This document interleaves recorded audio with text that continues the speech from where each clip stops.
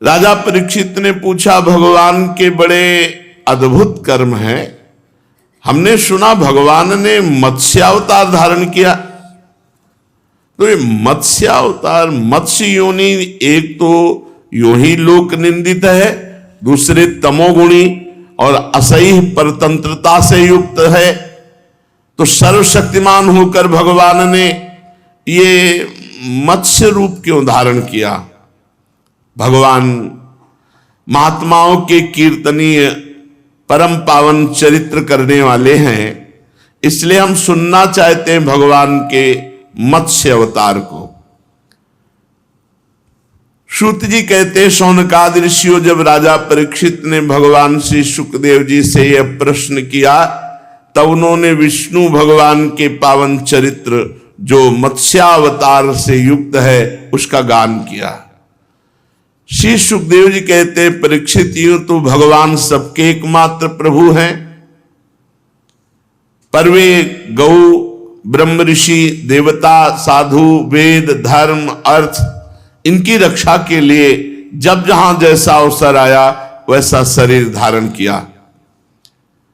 वे सर्वशक्तिमान प्रभु वायु की तरह नीचे ऊंचे छोटे बड़े सभी प्राणियों में अंतर्यामी रूप से लीला करते रहते हैं, परंतु उन प्राणियों के बुद्धिगत गुणों से वे छोटे बड़े या ऊंचे नीचे नहीं हो जाते, क्योंकि वे समस्त प्राकृत गुणों से रहित निर्गुण हैं। अब सुनो मत्स्यावतार की कथा। पिछले कल्प के अंत में ब्रह्मा जी के सो जाने के कारण ब्राह्म नामक नैमित्तिक प्रलय हुआ था। उस समय भूरलोक आदि सारे लोग समुद्र में डूब गए थे। प्रलय काल आ जाने के कारण ब्रह्मा जी को नींद आ रही थी, वे सोना चाहते थे। उसी समय वेद उनके मुख से निकल पड़े और उनके पास ही रहने वाले हयग्रीव नामक बलि दैत्य ने योग बल से चुरा लिया। सर्वशक्तिमान भगवान श्री हरि ने दानवराज हयग्रीव की चेष्टा जान ली, इसीलिए उनको मत्स्यावतार धारण करना पड़ा। उसी समय सत्यव्रत नाम के बड़े उदार एवं भगवत परायण राजर्षि केवल जल पी करके भगवान का मंत्र जपते हुए तपस्या कर रहे थे। वही सत्यव्रत वर्तमान महाकल्प में विवस्वान सूर्य के पुत्र श्राद्ध देव के नाम से विख्यात हुए और उन्हें भगवान ने वैवस्वत मनु बना दिया। एक दिन राजर्षि कृतमाला नदी के जल में तर्पण कर रहे थे, तो उनकी अंजलि में एक छोटी सी मछली आ गई। अंजलि में सत्यव्रत जी ने देखा कि अंजलि में मछली आ गई, तो ऐसे नदी में छोड़ दिया। तो आवाज आई, बड़े करुणामय हो, बड़े दयालु हो राजन सत्यव्रत, और आप जानते हैं कि यहां बड़ी बड़ी मछलियां मुझे खा जाएंगी, मुझे बहुत डर लग रहा है, इसलिए तो मैं आपकी अंजलि में आई थी और आपने मुझे फिर नदी में छोड़ दिया। मैं आपकी शरण में हूं तो आपको रक्षा करनी चाहिए। उनको पता नहीं था कि यह आवाज किनकी है। उन्होंने तुरंत मछली को फिर हाथ में उठा लिया और कहा, निर्भय हो जाओ, अब नदी में नहीं डालेंगे तुम्हें और तुम्हें कोई नहीं खाएगा, डरो मत। सत्यव्रत ने अपने कमंडल में रख लिया मछली को, आश्रम पर ले आए। आश्रम में लाने के बाद रात में ही देखा कि मछली सुरक्षित है कमंडल में।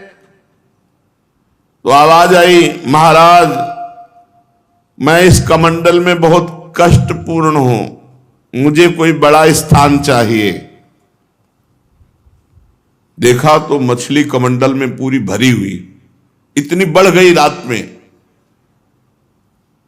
कहां सुखपूर्वक रख सकता हूं। सत्यव्रत ने मछली को कमंडल से निकालकर एक बहुत बड़े मटके पे रख दिया। अभी 2 ही घड़ी व्यतीत हुआ, फिर आवाज आई, महाराज मैं इस घड़े पर सुखपूर्वक नहीं रह सकती, देखो ना मैं अब बड़ी हो गई। सत्यव्रत ने देखा कि मटका भी छोटा पड़ रहा है, इतनी मछली बड़ी हो गई, कहां सुखपूर्वक इनको रख सकें। और ये बार बार कहते हैं कि मैं तुम्हारी शरण में हूं। सत्यव्रत ने वहां से मछली को उठाकर एक बहुत बड़े सरोवर में डाल दिया। थोड़ी ही देर हुई, आवाज आई, महाराज ये सरोवर बहुत छोटा है, मैं बहुत विशाल का शरीर वाली हूं। देखा तो पूरे सरोवर में मछली पूरा बड़ा, बस। राजा ने कहा ये अभी इतनी बड़ी तो हमारे हाथ में आई थी, कमंडल छोटा पड़ गया, मटका छोटा पड़ गया, सरोवर। राजन मैं आपकी शरण में हूं, जलचर प्राणी हूं, सरोवर का जल मेरे लिए सुखपूर्वक रहने का स्थान नहीं।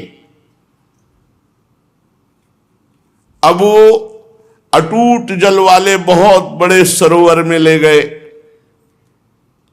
जे भी छोड़ा ते ही विशाल का स्वरूप, फिर महाराज ये भी छोटा पड़ गया, अब हमारे लिए स्थान खोजो। तो उनका समुद्र ही बचा।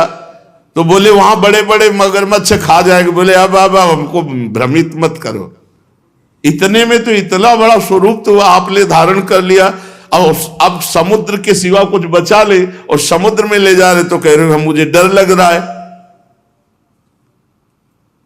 तुम कौन हो मत्स्य का रूप धारण करने वाले, और मुझे क्यों मोहित कर रहे हो?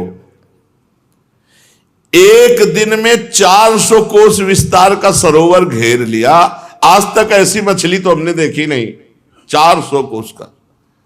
ना मैंने सुना है ना मैंने पढ़ा है कहीं। आप सुना पढ़ा देखे से भी अलग हो कोई? कौन हो आप? आप अनुग्रह करके, कृपा करके आप अपना परिचय दीजिए। तब देखा कि श्याम वर्ण भगवान मत्स्य रूप में झलक रहे। ओहो, आप तो साक्षात सर्वशक्तिमान सर्वांतर्यामी अविनाशी श्री हरि हैं मत्स्य रूप में। ये तो परम अनुग्रह किया, जलचर रूप धारण किया। पुरुषोत्तम, आप जगत की उत्पत्ति स्थिति और प्रलय के स्वामी हैं। आपको मैं नमस्कार करता हूं। हम आपके शरणागत भक्त हैं, आपके आश्रित हैं। आपके सभी लीलावतार प्राणियों के अभ्युदय के लिए हैं। पर मैं जानना चाहता हूं कि इस समय प्रभु ने ये मत्स्यावतार क्यों धारण किया है? इसका क्या कारण हो सकता है? परीक्षित, भगवान अपने अनन्य प्रेमी भक्तों पर अत्यंत कृपा करते हैं। जब जगतपति मत्स्य भगवान अपने प्यारे भक्त राजर्षि सत्यव्रत की प्रार्थना सुनी तो उनका परम प्रिय और हित करने के लिए, साथ ही कल्पांत के प्रलयकालीन समुद्र में विहार करने के लिए उनसे कहा, सत्यव्रत आज के 7वें दिन प्रलयंकारी जल पूरे ब्रह्मांड को डुबो देगा। उस समय तीनों लोग प्रलयकालीन जल में जब डूबने लगेंगे तो तुम घबराना नहीं, मेरे भक्त हो, केवल तुम ही बचोगे। तुम्हारे पास मेरी प्रेरणा से एक नौका आएगी और तुम समस्त प्राणियों के सूक्ष्म शरीर को लेकर सप्तऋषियों के साथ उस नौका पर चढ़ जाना और कुछ जौ धान्य आदि अनेक प्रकार के बीज ये सब उस नौका पे रख लेना। एकमात्र पूरे त्रिभुवन में महासागर जल ही केवल होगा और कुछ नहीं, कोई प्रकाश नहीं होगा। केवल ऋषियों की दिव्य ज्योति के सहारे किसी प्रकार की विकलता तुम में नहीं होनी चाहिए, भय नहीं होना चाहिए, संशय नहीं होना चाहिए। तुम नाव पर चढ़कर बैठ जाना। जो ही नाव तुम्हारी डगमगाएगी उसी समय मैं इस रूप में आऊंगा, मत्स्य रूप में, और वासुकी नाग तुम्हारी नाव को हमारे सींग से बांध देंगे। बस जब तक ये प्रलयंकारी रात रहेगी ब्रह्मा जी की, तब तक मैं तुम्हें इसी जल में खींचता हुआ विचरण करता रहूंगा। तुम्हारी नौका डूबेगी नहीं, डरना मत। उस समय जब तुम मेरे से प्रश्न करोगे तो मैं तुम्हें ज्ञान का उपदेश करूंगा।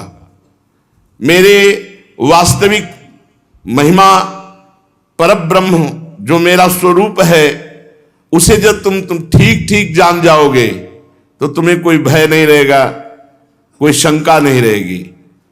ऐसा सत्यव्रत को आदेश करके भगवान अंतर्धान हो गए। राजा सत्यव्रत उसी समय से प्रतीक्षा करने लगे भगवान की,